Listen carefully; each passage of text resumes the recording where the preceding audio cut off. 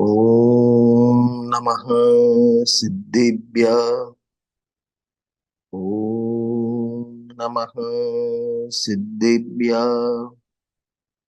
ॐ नमः सिद्धिभ्य। ॐ शुद्धात्मने नमः। नमो अरहन्ताणम्, नमो सिद्धाणम्, नमो आयर्याणम्, नमो उवज्जायाणम्, नमो लोये सौवसाहुणम्। सकल कर्मनो क्षय करी, पाम्या स्वयं स्वभाव। सर्वज्ञानी परमात्मने नमो करे बहुभाव। इष्टोपदेश ग्रंथ આપણે સ્વાધ્યાયમાં ચાલે છે। 45 નંબરની ગાથા ગઈ વખતના સેશનમાં આપણે જોઈ હતી। એમાં એનો ભાવાર્થ બાકી છે અને ભાવાર્થ પછી જો ટાઈમ હશે તો 46 નંબરની ગાથા એના ઉપર આપણે પ્રયાણ કરીશું। આ 45, 46, 47 અને 48 ગાથા સ્વદ્રવ્યનો આશ્રય કરીએ તો એની દશા કેવી હોય અને પરદ્રવ્યનો આશ્રય કરીએ તો એની દશા કેવી હોય। સમીસાની ભાષામાં કહું તો જે સ્વસમય થાય એની દશા કેવી હોય અને જે પર સમય થાય એની દશા કેવી હોય। જે સમયસારની ત્રીજા નંબરની ગાથામાં લખ્યું, એકત્વ નિશ્ચયગત સમય સર્વત્ર સુંદર લોકમાં, તિથિ બને વિખવાદીની બંધન કથા એકત્વમાં। અને એના પહેલાની બીજી ગાથામાં લખ્યું, એટલે બીજા નંબરની ગાથામાં દર્શન જ્ઞાન સભામાં સ્થિત થાય સસમય અને સ્થિત કર્મ પૂદગલના પ્રદેશે પર સમય જીવ જાણો। તો પોતાનો જે ધ્રુવ સ્વભાવ, ગાયક સ્વભાવ, ચૈતન્ય સ્વભાવ એમાં ઉપયોગને જોડાય તો એ સ્વસમય કહેવાય અને એ ઉપયોગ પરમાં જોડીને પરમાં એકતા મમતા કરે એ પરસમય કહેવાય। તો અહીં એના બે ભાગ પાડ્યા છે, સ્વસમય વાળી દશા કેવી થાય અને પર સમય વાળી દશા કેવી થાય એની ચર્ચાના અંદર જ્ઞાની ધર્મ 45 નંબરની ગાથામાં જ્ઞાની ધર્માત્મા વારંવાર પોતાના આત્મામાં ઉપયોગ લગાવવાનો ઉદ્યમ શા માટે કરે છે એના કારણની ચર્ચા કરી છે। એટલે હર સમયે જ્ઞાની ધર્માત્મા સ્વરૂપમાં લીનતા વિશેનો, બીજી ભાષામાં કહું તો પડતી છટકતો અને સ્વમી સન્મુખ થતો એનો ઉદ્યમ હર સમયે ચાલુ હોય છે। હર સમય એટલે દરેક પ્રસંગોમાં, દરેક ઉદયોમાં, દરેક પરિસ્થિતિમાં એની ભેદ જ્ઞાનની ધારા ચાલુ છે અને ભેદ જ્ઞાનની ધારાને લીધે એ આત્મામાં ફરી ફરીને મન લાવવા, ઉપયોગ, મન એટલે ઉપયોગને લાવવાનો ખરી ખરી ઉદ્યમ કરે છે। એ આ ગાથાનો મૂળ વિષય છે। પહેલા આપણે ગાથાનો પાઠ કરીશું અને પછી ભાવાર્થની ચર્ચા કરીશું। પર પરસ્તતો દુઃખમ દુઃખમાત્મૈવાત તત સુખમ અતએવ મહાત્મન તન્નિમિત્તમ કર્તૌદ્યમઃ। શું કે છે? પર તો પર છે દુઃખરૂપ, આત્માથી સુખ થાય, મહાપુરુષો ઉદ્યમ કરે, આત્માર્થે મન લાય। આની ચર્ચા આપણે વિસ્તારથી ગયા સેશનમાં થઈ હતી। પર તો પર છે, પછી આપણે ઉભા રહેવાનું છે। પર દુઃખરૂપ નથી, પણ પરમાં એ પરને પોતાનું માને, પરને ઇષ્ટનિષ્ઠ માને, સુખ દુઃખનું કારણ માને તો તને પર દુઃખરૂપ લાગે।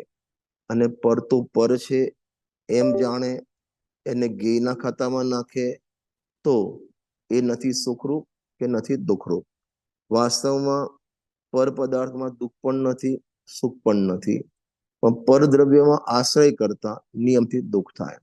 જ્યારે આત્મામાં દુઃખ નથી પણ સુખ છે અને આત્માનો આશ્રય કરે તો એને પર્યાયમાં નિયમથી સુખની પ્રાપ્તિ થાય। એટલે હજુ જેને આમાં લખ્યું ને બીજા નંબરના પદમાં, પરતો પર છે દુઃખરૂપ, આત્માથી સુખ થાય. હવે જેને હજુ 12માં એટલી પણ સામાન્ય શ્રદ્ધા નથી, ઓગે ઓગે શ્રદ્ધા નથી કે પરદ્રવ્યમાં, સંયોગોમાં, શરીરમાં, ખાવા પીવામાં, હરવા ફરવામાં સુખ નથી અને આત્મામાં સુખ છે, આવી શ્રદ્ધા થતી નથી, તો એને તો હજુ સુધરવાના કોઈ અવકાશ જ નથી. હજુ જેને સંયોગોમાં, સંયોગી ભાવોમાં, પર પદાર્થમાં, અરે 12માં નિમિત્તોમાં, અરે દેહશાસ્ત્રોમાં ત્યાં સુખ ભાસશે ત્યાં સુધી ઉપયોગ એનો પ્રાપ્ત ત્યાંથી પાછો નહીં વળે. એક વખત તો આમૂલચૂલ ઉપયોગનું, શ્રદ્ધાનું પરિવર્તન કરવું પડશે કે આખા જગતમાં મારા આત્મા સિવાય કોઈ વ્યક્તિ, કોઈ પદાર્થ, કોઈ દેવ, કોઈ શાસ્ત્ર, કોઈ ગુરુ, કોઈ કુટુંબ કે કોઈ પરિવાર મને સુખ આપી શકે એ વાતમાં કોઈ માલ નથી. એક અને એક માત્ર મારો ભગવાન આત્મા સુખરૂપ છે અને મને સુખનું કારણ છે. આવું શ્રદ્ધાનું પરિવર્તન તો પહેલા ઝાટકે થવું જ જોઈએ. ભલે પછી ઉપયોગ અંદર આવતા વાર લાગે, પણ શ્રદ્ધાનું પરિવર્તન થયું ને, ગુરુદેવની ભાષામાં કહું ને, દ્રષ્ટિ પલટીને તો સૃષ્ટિ પલટશે. આપણે શું કરીએ છીએ? સૃષ્ટિને પલટાઈ અને દ્રષ્ટિ પલટવા માંગીએ છીએ, પણ સૃષ્ટિ પલટવાની નથી અને સૃષ્ટિ પલટાવાની જે દ્રષ્ટિ એ તારી મિથ્યા કદી બદલાવાની નથી. એકચ્યુઅલમાં સૃષ્ટિ નથી પલટવાની, દ્રષ્ટિ પલટી. દ્રષ્ટિ પલટી તો સૃષ્ટિ જ છે. પહેલા જે કર્તાનું તું કર્મ માનતો હતો, હવે તારું જ્ઞાતાનું જ્ઞેય થઈ જશે, એ પણ પરજ્ઞેય થઈ જશે. ખ્યાલ આવ્યો ને? ચલો, એનો ભાવાર્થ આપણે વાંચીએ છીએ. શરીર, સ્ત્રી, પુત્ર, મિત્રાદિ આત્માથી ભિન્ન પદાર્થો છે. આ જેટલા પણ, અને ગુરુદેવશ્રી તો થોડી વ્યાખ્યા આગળ કરે તો કહે છે કે ભાઈ આ તો પ્રગટ પરદ્રવ્ય છે જ, એ તો તારા દ્રવ્ય ગુણ પર્યાયમાં પણ નથી, એ તો પ્રમાણની પણ બહાર છે. સ્ત્રી, કુટુંબ, પુત્ર, મિત્રાદિ આદિમાં બધું લઈ લેવાનું. અમેરિકા હોય, સોનગઢ હોય, ઇન્ડિયા હોય, ગામ હોય, મકાન હોય, દુકાન હોય, આખો પરિવાર હોય, લાડીવાડી ગાડી હોય, એ બધા આત્માથી ભિન્ન પદાર્થો છે. પહેલા તો એક પોતાના ભગવાન આત્મા સિવાય, પાણમિક ભાવ સિવાય, ધ્રુવ ભાવ સિવાય જગતમાં બધું પરદ્રવ્ય છે. જે સમયસારમાં લખ્યું કે અધ્યાત્મમાં જોઈએ તો જે પર્યાય પ્રગટ થાય ને એક સમયની, એ પણ પરદ્રવ્ય છે. અને ગુરુદેવ સિમ્પલ વસ્તુ કહે છે, સદ્રવ્ય પરદ્રવ્યમાં જેના આશ્રયે મારી સુખની પ્રાપ્તિ થાય ને સુખની વૃદ્ધિ થાય એટલું સ્વ, બાકી બધું પર. તો પોતાનો ભગવાન આત્મા એમાં સુખમય છે અને આશ્રય સુખની પ્રાપ્તિ થાય માટે સ્વ, અને પછી એક સમયની પર્યાય, એટલે કેવળ જ્ઞાનની પર્યાય હોય, મોક્ષની પર્યાય હોય, સમ્યક દર્શનની પર્યાય હોય, પણ એ પર્યાયમાંથી સુખ આવતું નથી અને પર્યાયના આશ્રય સુખ આવતું નથી. બે શબ્દ બોલું છું, પર્યાયમાંથી સુખ આવતું નથી અને પર્યાયના આશ્રય સુખ આવતું નથી, માટે બધું પરદ્રવ્ય. જે સુખમય છે અને જેના આશ્રય સુખની પ્રાપ્તિ થાય એટલું સ્વદ્રવ્ય, બાકી બધું પરદ્રવ્ય. તો આ શરીર, સ્ત્રી, પુત્ર, મિત્રાદિ આ બધા આત્માથી ભિન્ન પદાર્થો છે. એમાં મારું સુખ પણ નથી, એમાં મારું જ્ઞાન પણ નથી. એક ઝાટકે લાગવું જોઈએ આ બધું.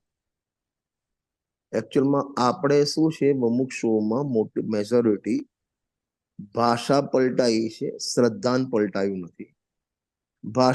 ભાષામાં તો આપણે એટલા બધા પાવરદાર થઈ ગયા છે ને, મોક્ષની પર્યાયને પણ અડવા દેતા નથી. પર્યાય પણ પરદ્રવ્ય, રાગ પણ પરદ્રવ્ય, ભાષામાં એ, અને માન્યતામાં આખું ગામ આપણું માનીએ છીએ આપણે. આપણો ઉપયોગ કારણ પલટાતો કેમ નથી? કારણ કે દ્રષ્ટિ 12માં માની છે, બધામાં સ્વપણું માનવી છે, તો દ્રષ્ટિ ક્યાંથી પલટાય? ક્ષેત્ર પલટાય, કાળ પલટાય, પદાર્થો પલટાય, પરિસ્થિતિ પલટાય, પણ આપણી શ્રદ્ધા પલટાતી નથી. આ બધું પરદ્રવ્ય છે, આ શરીર પરદ્રવ્ય છે. એ બધું બોલતો જાય અને માન્યતા તો શરીર મારું છે એમ રાખે. પોતાના પરિણામ પોતે વિચારવા કે આપણે આ ટાઈપની આપણામાં કુટેવો છે કે નથી. કારણ કે જો એને પર માન્યું હોય તો ક્યાંક ને ક્યાંક બીજે સ્વ માને, તો પછી આત્મામાં સ્વ માન્યું નથી અને પોતાના આત્મામાં અહમપણું આવ્યું નથી, તો ક્યાંક ગમે ત્યાં અહમપણું હજી આયા વગર રહે જ નહીં. આ સીધી વાત છે. મોક્ષના પ્રકાશકના ચોથા અધિકારમાં જ્યાં જીવ અજીવ તત્વનું અનંત સ્વરૂપ બતાવ્યું, એનો અંતિમ ટોપિક લખ્યો છે કે આ જીવને અનાદિથી ઇન્દ્રિય જ્ઞાન, ઇન્દ્રિય જ્ઞાન મૂર્તિક પદાર્થને જાણે છે અને આત્મા અમૂર્તિક છે, માટે જાણવામાં આવ્યો નથી.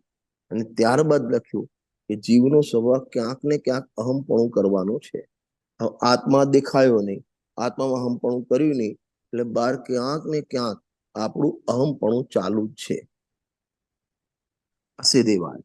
ભાષા પલટવી અલગ છે, પરંતુ ભાવ પલટાવો, દ્રષ્ટિ પલટાવી એ મોટી વાત છે. તિર્યંજ ગતિના જીવોને ભાષા છે જ નહીં, તો ભાષા પલટવાનો ક્યાં અર્થ છે? એમની દ્રષ્ટિ, ત્યાં જે સમ્યક દર્શન થાય, દ્રષ્ટિ પલટાય છે. આપણે એટલે સુધી આવ્યા છે ભાષા પલટી દે. આ બધું પરદ્રવ્ય છે, આ અહીં મારું શરીર મારું નથી, કુટુંબ મારું નથી, પરિવાર, સાત તત્વનો સમૂહ એ પણ પરદ્રવ્ય, મોક્ષની પર્યાય પણ પરદ્રવ્ય, પર્યાય માટે પર્યાય માત્ર પરદ્રવ્ય, ચારે પ્રકારના વ્યવહાર અભૂતાર છે. બધી જ વાતો, કારણ કે વાતો ઊંચી કરી, મફતમાં વાત કરી, એમાં નીચી વાત શું કરવા કરવી આપણે? અમારે એ કહેવત છે, હવામાં લાડવા ખાવા હોય તો નાના શું કરવા ખાવા, મોટા જ ખાય ને. એમ આપણે વાતો કરવામાં એટલા પાવરદાર થઈ ગયા છીએ, કોઈ અન્ય વ્યક્તિ આવે એને એમ જ લાગે કે ઓહો, આ તો મને લાગે આ બહુ જ મોક્ષ જતો રહેશે.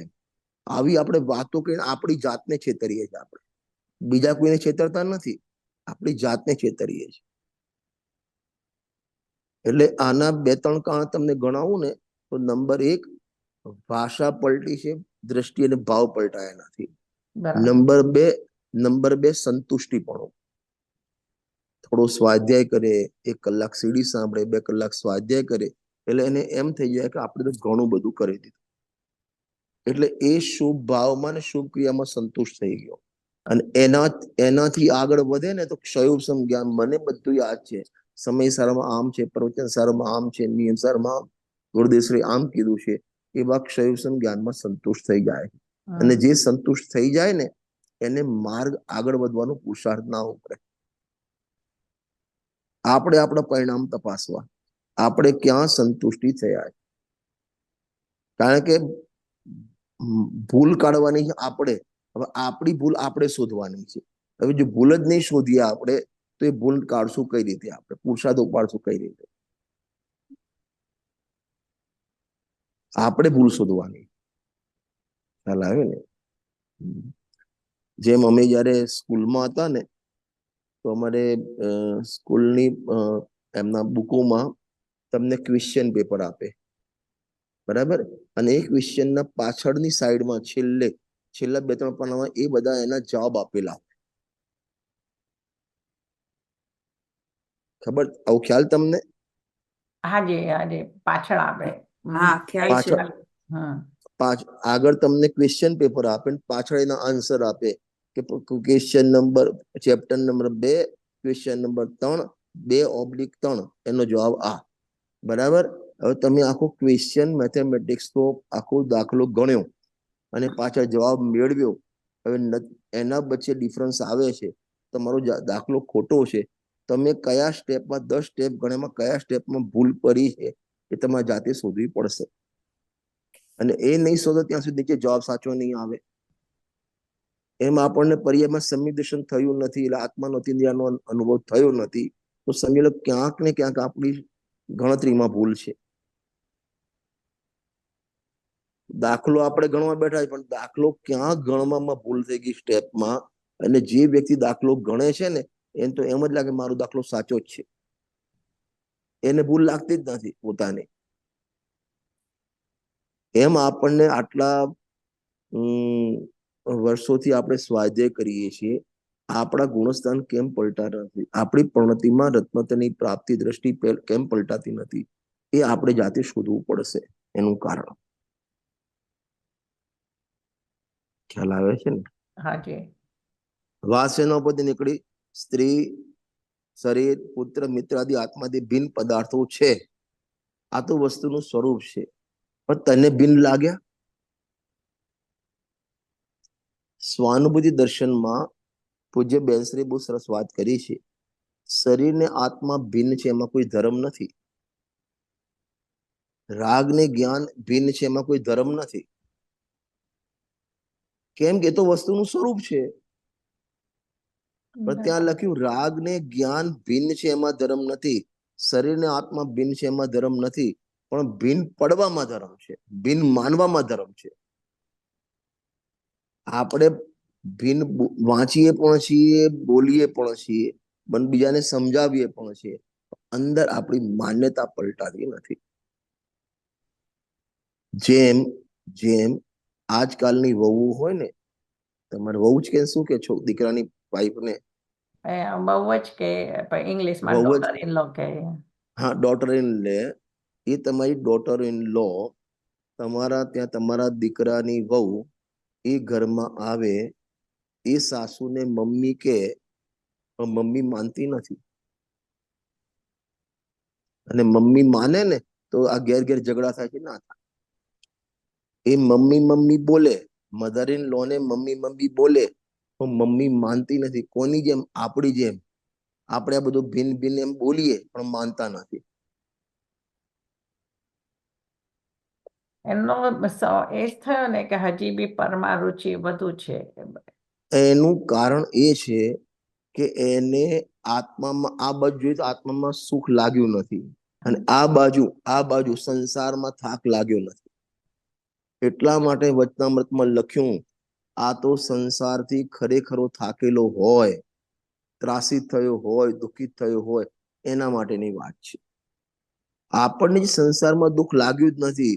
અને બીજી વસ્તુ કહું ને કે મિથ્યાત્વ એ પાપ નથી લાગતું. આપણને બોલીએ છીએ પણ મિથ્યાત્વ પાપ લાગતું નથી. આ શરીરને પોતાનું માનવું, કુટુંબને પોતાનું માનવું, એ પાપ મિથ્યાત્વ છે, એ આપણને લાગતું નથી. એટલે મિથ્યાત્વ પાપ પણ લાગતું નથી. અને એ પાપનું ફળ શું આવશે એ પણ બોલીએ છીએ, પણ આપણને ફિલિંગ થતું નથી. વિચારજો આના ઉપર તમે. સંસારમાં દુઃખ છે, મિથ્યાત્વ મોટું પાપ છે, બધું બોલીએ છે, પણ મિથ્યાત્વ તને લાગ્યું આ હું મિથ્યાત્વ કરી રહ્યો છું? ક્યાં લાગે છે આપણને? શાસ્ત્રમાં વાંચીએ છીએ, એક દ્રવ્ય બીજા દ્રવ્યને કરતું નથી, કરતું માને મિથ્યાત્વ છે. આવું બોલીએ છીએ, આપણે સમજીએ છીએ, બીજાને સમજાવીએ છીએ. હું પણ આવી ગયો, ઉપદેશ આપીએ છીએ, પણ આપણને લાગે છે મિથ્યાત્વ? નથી લાગતો. નથી લાગતું. બોલવામાં લાગ્યું છે, પરિણામમાં ક્યાં લાગ્યું મિથ્યાત્વ? અને ખાલી મિથ્યાત્વની વાત જવા દો, મિથ્યાત્વનું જે ફળ આવે એ લાગતું નથી, ફળ દેખાતું નથી આપણને. ગુરુદેવશ્રી કહે છે ને, હિંસા, જોર, ચોરી, કુશીલ એવા 5 પાપ કરે ને, એ પાપના તાંડવમાં તો નરકમાં જાય. પણ મિથ્યાત્વના ફળમાં નિગોદમાં જાય. નરકમાં જાય ને ત્યાં સમ્યક દર્શનનો અધિકારી તો છે. 7મી નરકમાં જાય તો પણ સમ્યક દર્શન પામી શકે. પણ નિગોદમાં જાય ને તો સમ્યક દર્શન ત્યાં લાયકાત જ નથી. હવે મિથ્યાત્વનું ફળ છે, એ આપણને દેખાતું નથી.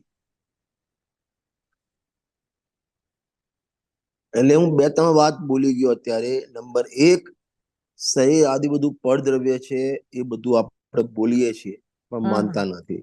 નંબર 2, મિથ્યાત્વ મોટું પાપ છે, બોલીએ છીએ, પણ આપણને મિથ્યાત્વ પાપની ગંભીરતા દેખાતી નથી. નંબર 3, એ મિથ્યાત્વનું ફળ નિગોદ છે, પણ આપણને દેખાતું નથી. અને દેખાય ને એના ઉપર બ્રેક આવ્યા કરે.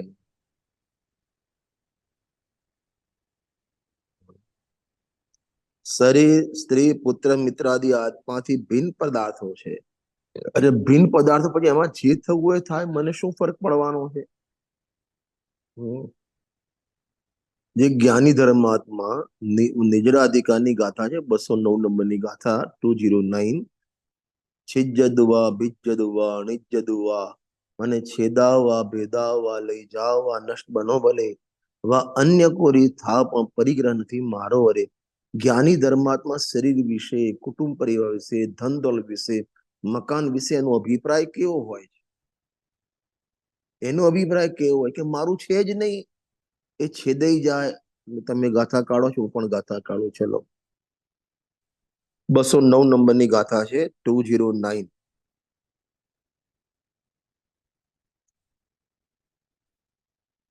જો મૂળ પ્રાકૃત વાંચીએ, બહુ સરસ ગાથા છે. છિજ્જદુવા ભિજ્જદુવા નિજ્જદુવા અહવજાદુ વિપલયમ જમ્હા તમ્હા ગચ્છદુ તવિહુણ પરિગ્રહો મજ્જ.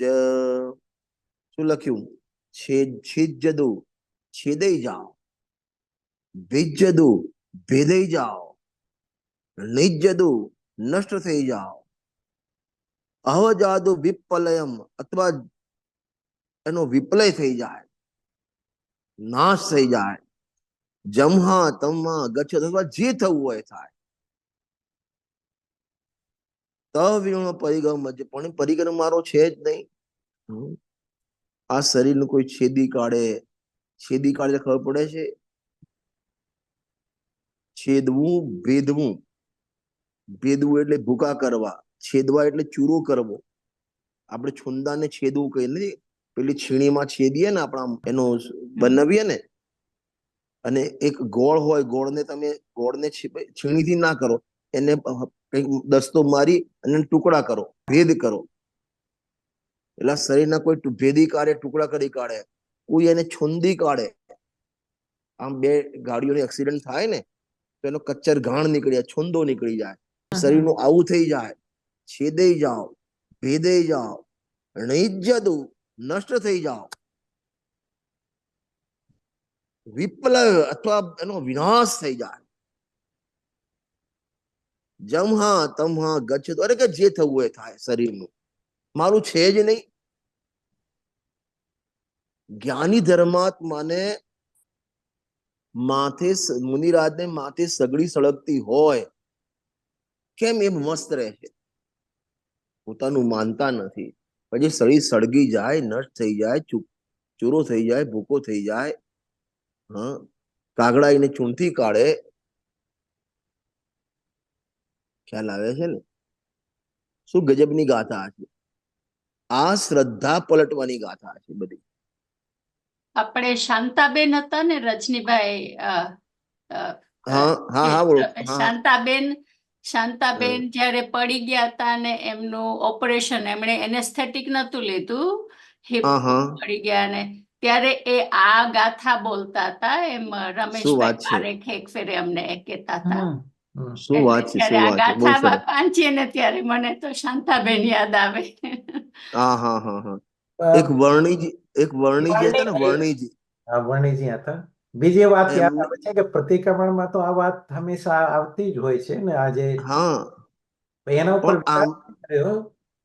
પણ આ ગાથા કેમ આમાં લખી છે? આ 11 ગાથાઓમાં છે આ ગાથા. જ્ઞાની પરિગ્રહના મધ્યમાં છે, છતાં પરિગ્રહ કેમ નથી? શરીરના મધ્યમાં છે, પણ અશરીરી કેમ છે? સંયોગોના મધ્યમાં પણ અસંયોગી કેમ છે?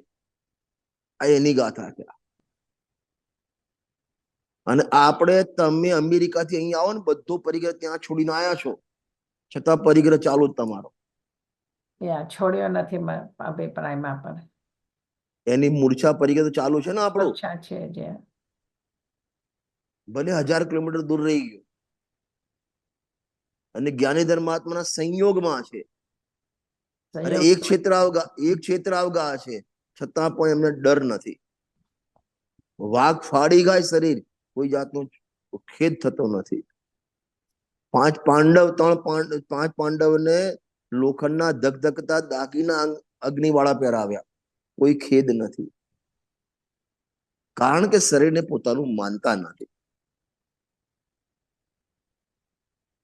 અને આમાં એક બહુ સરસ વાત કરી છે નિજરા અધિકારમાં, જ્ઞાનીને પરિગ્રહ કેમ નથી?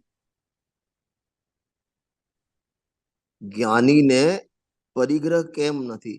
એની એટલી સરસ ગાથા લખી છે. જો 207 નંબરની ગાથા કાઢવાના આગળની છે. પર દ્રવ્ય આમ દ્રવ્ય એવું કોણ જ્ઞાની કહે? અરે હવે નીચેની લાઈનમાં બતાવી, નિજ આત્મને નિજનો પરિગ્રહ જાણતો જ નિશ્ચય. જ્ઞાનીને પરિગ્રહ હોય, મુનિરાજને પરિગ્રહ હોય? કલાબેન, મુનિરાજને પરિગ્રહ હોય? ના હોય. પોતાનો હોય. પરિગ્રહ, પોતાનો પરિગ્રહ. હોય. પોતાનો માનતા નથી એટલા માટે ના અપેક્ષાથી ના ના ના, હોય એમ અરે કહેવાય. પરિગ્રહ હોય શેનો? કે એમને આત્માનો પરિગ્રહ. હા, નિજનો પરિગ્રહ કીધું. જો પરિગ્રહ કોને કહેવાય? તત્વમાં સૂત્ર છે મૂર્છા પરિગ્રહ, બરાબર? એમાં મૂર્છાઈ જવું, તો જ્ઞાની આત્મામાં મૂર્છાઈ ગયો છે, એના આત્માનો પરિગ્રહ છે. અને જેને આત્માનો પરિગ્રહ હોય ને એ જ બારમાં અપરગ્રહી રહી શકે.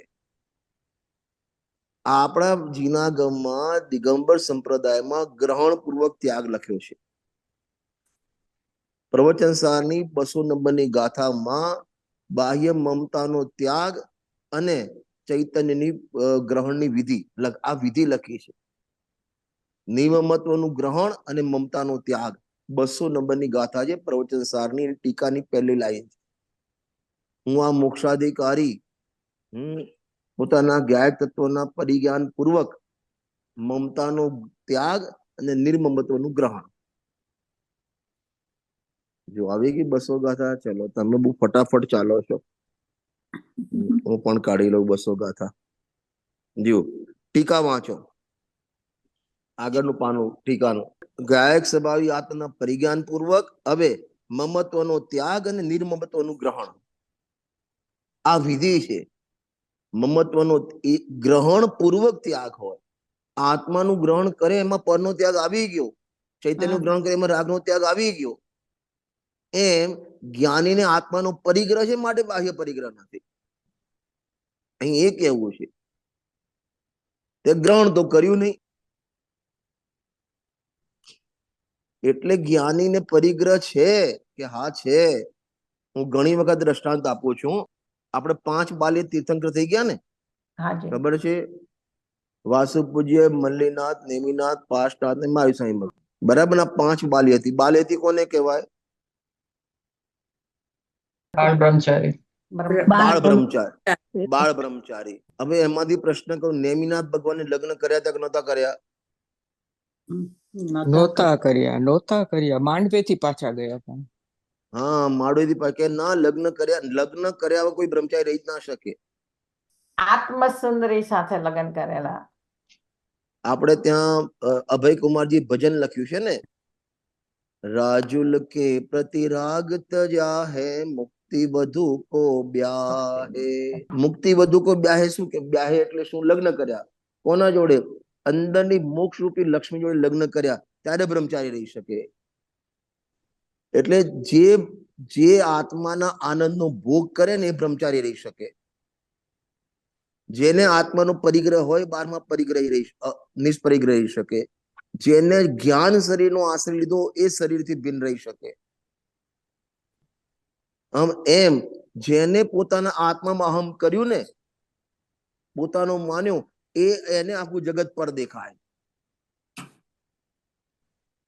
સ્વાનુભૂતિ દર્શનમાં એક બહુ સરસ બોલ બેનશ્રીબેને લખ્યો છે કે આપણે શું કરીએ છીએ, ઘરની બહાર ઉભા રહી અને આ ઘરથી આ મકાનથી આ મકાન ભિન્ન છે એમ વિચારીએ છીએ. તું મકાનમાં જઈ અને તારા મકાનમાં તું જઈશ ને તો બહારના મકાન તને ભિન્ન દેખાશે. એમ આત્મામાં બેસીને જોઈશ તો તને આ શરીર આદિ પર દેખાશે. આપણે શરીરમાં બેસીને આત્મા દેખીએ છીએ, માટે આત્મા પર દેખાય છે આપણને. ખ્યાલ આવે છે ને? હમણાં શાંતાબેન નું મને કોને કીધું શાંતાબેન એનેથી શું કોને કીધું? એ ભાનુબેન. હું ભાનુ. હા, ભાનુબેન. આ તો મારે કોઈ વખત દ્રષ્ટાંત કેવો તો મને રેફરન્સ જોઈએ ને કે ચાર આપ્યા. ના, અમને રમેશભાઈ પારેખ જે છે ને એ ડોક્ટર સુરતમાં હતા, તો એમણે એક ફેરે શાંતાબેનની જન્મ જયંતિ અમે રાખી હતી, ત્યારે એમણે કર્યું હતું. બહુ સરસ, બહુ સરસ. અને એ ત્યાં હતા, હાજર હતા ત્યાં. અરે સમજી ગયો, પણ આ તો મારા માટે બહુ મોટું શું કહેવાય, સંપત્તિ કહેવાય દ્રષ્ટાંત માટે. 209 ગાથા કોઈને સમજાવી, જો આપણને જે પણ દ્રષ્ટાંત જ્ઞાનીના મળી જાય ને તો અને એ પણ પ્રેક્ટિકલ દ્રષ્ટાંત, એના જેવા કોઈ દ્રષ્ટાંત નથી. હાજર હોય તો તરત ખ્યાલ આવી જાય. હા, આપણને આવું પણ થાય એમ આપણને ખબર જ નથી આવું છે એમ. મને તો પહેલી વખત મેં એટલી સાંભળ્યું. મોટી સર્જરી કરાવી છતાં એને ભેગ જ્ઞાન વધતું તો. વાહ. જુઓ, આ તો આપણને શાંતાબેન ચોથું ગુણસ્થાન, ગુરુદેવસિંહ બધા ચોથા ગુણસ્થાન અવિરત સમ્યક દ્રષ્ટિ કહેવાય. હવે અવિરત સમ્યક દ્રષ્ટિ, દાખલા મુનિરાજના કેટલા દ્રષ્ટાંત વાંચીએ છીએ. માથે સગડી સળગી, શિયાળની ખાઈ જાય, છતાં પણ કોઈ જાતને માથા ઉપર આમ રેખા બદલાતી નથી. એને વાસ્તવિક એક શરીરને પર જાણ્યું છે. જે આપણે ચાલે છે ને ભાવાર્થ 45 નો, શરીર, સ્ત્રી, પુત્ર, મિત્ર આદિ આત્માથી ભિન્ન પદાર્થો છે. તેઓ કદી આત્મરૂપ થતા નથી, છતાં પણ અજ્ઞાની તેમાં આત્મબુદ્ધિ કરી તેમના સંયોગ વિયોગમાં સુખ દુઃખની કલ્પના કરી દુઃખી થાય છે. ગજબ લખ્યું છે. ઈષ્ટના વિયોગમાં અને અનિષ્ટના સંયોગમાં સુખ દુઃખ માને છે, બરાબર. અને સારી એને ઈચ્છિત વસ્તુ મળી ગઈ તો સુખ માને છે, અને ન ગમતો એમ મળ્યું તો દુઃખ માને છે. તો આ એની કલ્પના છે. લખ્યું ને સુખ દુઃખની કલ્પના. અને ગજબની વાત પછી લખી, સુખની કલ્પના પણ દુઃખ અને દુઃખની કલ્પનામાં પણ દુઃખ મળે છે. જો વાંચો ભાવાર્થ. લખ્યું ને આત્મબુદ્ધિ કરી પર પદાર્થમાં, આત્મબુદ્ધિ કરી તેના સંયોગમાં અને તેના વિયોગમાં સુખ દુઃખની કલ્પના કરી સુખી દુઃખી થાય છે એમ નથી લખ્યું. દુઃખિત થાય છે. શું મળ્યું તમને? હાજી. તેમના સંયોગમાં વિયોગમાં સુખ દુઃખની કલ્પના કરી. નંબર 1, સુખની કલ્પના કરી. એટલે વાસ્તવિક પરદ્રવ્યમાં સુખ પણ નથી, દુઃખ પણ નથી. એ મળે કે વિયોગ થાય, સુખ દુઃખ છે જ નહીં.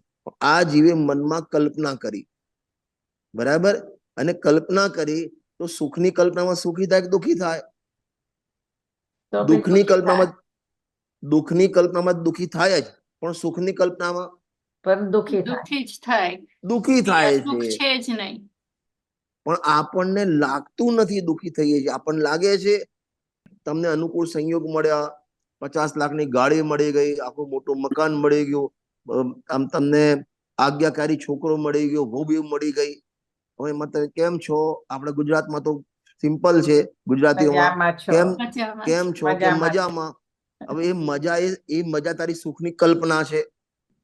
મજા એ સુખની કલ્પના છે. અને સુખી કલ્પનામાં શું થઈએ છીએ આપણે? ભૂલાઈ જઈએ છીએ. નહીં, આમાં સુખ દુઃખની કલ્પના કરી દુઃખી થાય છે. ના, પણ આપણે વાસ્તવિકમાં જોવા જઈએ તો હજી એમાં સુખ જ માનીએ. કલ્પના છે તો પણ સુખ માનીએ છીએ. જો આની આપણી 2 ભૂલ મારે બતાવી છે. આચાર્ય 2 ભૂલ બતાવી છે. ભૂલ નંબર 1, મિસ્ટેક નંબર 1 શું? કે સુખ દુઃખની કલ્પના કરી તે, એટલે સુખ પણ નથી આ ટકિયામાં, સુખ પણ નથી, દુઃખ પણ નથી. પણ આ મને મખમલો ટક્યો છે, મને સરસ લાગે. આ કલ્પના કરી એટલે ભૂલ નંબર 1. નંબર 2, એ સુખની કલ્પનામાં પણ હતું દુઃખ, એમાં દુઃખી થાય છે દુઃખી અને માને છે સુખી. 2 કલ્પના થઈ ને. જો તમને સમજાવવા જોઈએ, તમે જમવા બેઠા છો અને એકદમ દાળ ભાત શાક બધું ઠંડુ હોય, રોટલી પણ ઠંડીને બળી ગયેલી એમ દાજેલી રોટલી હોય, તમને દુઃખ થાય કે સુખ થાય? દુઃખ થશે. દુઃખ થાય, સ્વાભાવિક છે દુઃખ, બરાબર. હવે દુઃખ થાય. હવે 2 ભૂલ કરી આમાં આપણે. કઈ 2 ભૂલ કરી? ઠંડી છે એટલે કલ્પના કરી કે આ દુઃખી, અને કલ્પના કરી કે આ રોટલીમાં મને સુખ છે કે દુઃખ છે, આ ઠંડી હોય તો મજા ના આવે, ગરમ હોય તો આમ ફલાણું ઠેકણું. એવી આપણે અનેક પ્રકારની કલ્પનાઓ કરી, મિથ્યા કલ્પનાઓ કરી. હવે એમાં છે જ નહીં સુખ દુઃખ. અને છતાં પણ અરે આજ તો મજા આવી ગઈ, દાળ ભાત શાક રોટલી. ગુરુદેવસિંહનું મેનુ તમને કહું ને, અહીં સોનગઢ પ્રતિષ્ઠાનમાં મેનુ બતાવ્યું તો ખબર તમને ગુરુદેવસિંહનું? ના, ત્યાં મેનુ લખેલું હતું. ગુરુદેવસિંહનું પેલું મોટું સ્ટેચ્યુ બનાવ્યું હતું ને બહાર, એના નીચે 4 થાંભલા હતા ને એમાં ગુરુદેવસિંહની દિનચર્યામાં એમનો રોજનો સવાર સાંજનો ખોરાક કેટલો હતો એ બતાવ્યો હતો. વાંચ્યો તમે? હાજી, 4 રોટલી. 4 રોટલી, 1 વાટકો શાક, દૂધ અને હમ. ભાત, સીચિયાના પાપડ, આ એમનો ફિક્સ ખોરાક હતો. પણ એ ખોરાકમાં પણ સુખ દુઃખ ની કલ્પના નહોતા કરતા. અને અને આપણે પ્રતિષ્ઠા, એવરી ડે એ જ ખાય ને આપણે એક હા સેમ વસ્તુ મળે એમ તો નહીં, અરે મારે બીજું કેવું છે, એ પ્રતિષ્ઠામાં આપણને ખોરાક એટલા માટે બતાવ્યો હતો કે આપણો ખોરાક પણ આવો સાદો હોવો જોઈએ, નંબર 1. નંબર 2, એ પ્રતિષ્ઠામાં આપણે ખોરાક રોજ સવારે નાસ્તામાં 2 મીઠાઈ, જમવામાં 3 મીઠાઈ, સાંજે ગરમ, બપોરે પાછું લાઈવ તમને પેલું જ્યુસ મળતું હોય, મજા આવી ગઈ. ત્યાં સોનગઢમાં જઈને પણ સુખની કલ્પના કરી આપણે, અને પાછા થયા શું? દુઃખી. દુઃખી. અહીં એ કેવું છે. મોક્ષમાં પ્રકારે બહુ સરસ વાક્ય લખ્યું છે કે જેમ આપણે ખરજવું થાય, ખરજવું શું કહો તમે? આમ નથી થતું, આમ ખજવાળ આવે. હા, ખંજવાળ આવે, બહુ ખણાવે ને, એક્ઝિમા હવે એક્ઝિમા કહે ને. એ એક્ઝિમા છે, ઇંગ્લિશ હું ગાળો થઈ જઈશ. એ ખરજવામાં પોતે પછી આમ ખણે, બરાબર ને? ખંજવાળ આવે ને ખણે ને, તો ખણવામાં સુખ માને છે. તમે ટ્રાય કરજો, તમને ખણાવે, તમે કોઈ પાછળ તમારા બરડામાં પાછળ તમને હાથ પહોંચતું ના હોય ને, તમારા છોકરાને બેટા મને પાછળ ખણી આપજે, તો એ દાંતીઓ લઈ ગમે તે ખણે, તમને આનંદ આવે, એમાં મજા આવે. આ આપણી મજા પરદ્રવ્યના ભોગમાં આવી મજા છે, એ ખંજવાળા વાળા જેવી મજા. આ મારું દ્રષ્ટાંત નથી. કૂતરો હાડકું ખાય ને એમાંથી લોહી નીકળે પણ મજા માણે, પણ લોહી નીકળે છે એમ. નહીં, એ તો એ આખો વિષય જે આપ્યો છે એ દ્રષ્ટાંત અલગ છે. અચ્છા, કારણ કે એ બી દ્રષ્ટાંત મોક્ષમાં ના, એ દ્રષ્ટાંત આપ્યું એ તો છે એ ગેલુપ્ત જ્ઞાન, ગેલુપ્તતા માટે આપ્યું. ઓકે. કે ભાઈ જ્ઞાન આવે છે આત્મામાંથી અને તને લાગે છે ગેયમાંથી. ત્યાં ઢોલ મળીએ 3 પ્રકારના કૂતરા બતાવ્યા દ્રષ્ટાંત. એક ગાડા નીચે ચાલતું, એક હાડકું ચગાવતું, અને એક કોઈ એને લાકડીથી મારે. એ 3 દ્રષ્ટાંત આપે ઢોલમજી સાહેબે. જયારે અહીં તો મારે એ કેવું છે કે એ ખંજવાળનું દ્રષ્ટાંત અલગ આપ્યું છે કે જેમ ખાજ વાળો વ્યક્તિ ખંજવાળવામાં સુખ માને છે, એટલે રોગમાં સુખ માને છે. એ રોગ થયો ને એના ઈલાજમાં સુખ માને છે. એવી આપણી દશા છે. શું ગજબ લખ્યું છે! સંયોગમાં વિયોગમાં સુખ દુઃખની કલ્પના, ભૂલ નંબર 1. સુખ દુઃખની કલ્પના. અને ભૂલ નંબર 2, પાછો થાય છે દુઃખી અને માને સુખી.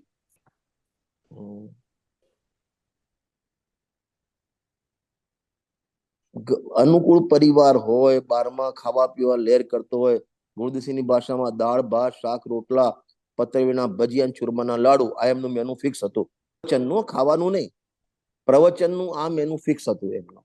દાળ ભાત શાક રોટલા, ચૂરમાના લાડુ અને પતરવીના ભજીયા. અને પાછા પતરવીના ભજીયા કઈ રીતે એની રેસીપી બતાવતા. પાછા અળવીના પાનાને આમ લોટ ચોપડી, પછી એના વાટા વાળે, પછી એને ઘીમાં તળે, આ એની રેસીપી બતાવતા હતા. પણ અહીં કે જે ખાય દાળ ભાત, પછી ગુરુદેવ કે આવું બધું ખાય, આમ ઓ આ તો મજા આવી ગઈ, ઓળકાર લઈને મજા આવી ગઈ. કે દુઃખી છે, એક તો પહેલા સુખની કલ્પના કરી અને પાછું હતું દુઃખ અને માન્યું સુખ. ખ્યાલ આવ્યો ને? એવું છે. એટલે જો 2 ભૂલમાં કઈ રીતની ભૂલ તમે બતાવું, એક સંયોગ સંબંધીની ભૂલ અને પોતાના પરિણામ સંબંધની ભૂલ થઈ. એક તો આમાં સુખ દુઃખની કલ્પના કરી એને, તો એટલે આમાં સુખ દુઃખ માન્યું એને, ભૂલ નંબર 1 આ પહેલી ભૂલમાં.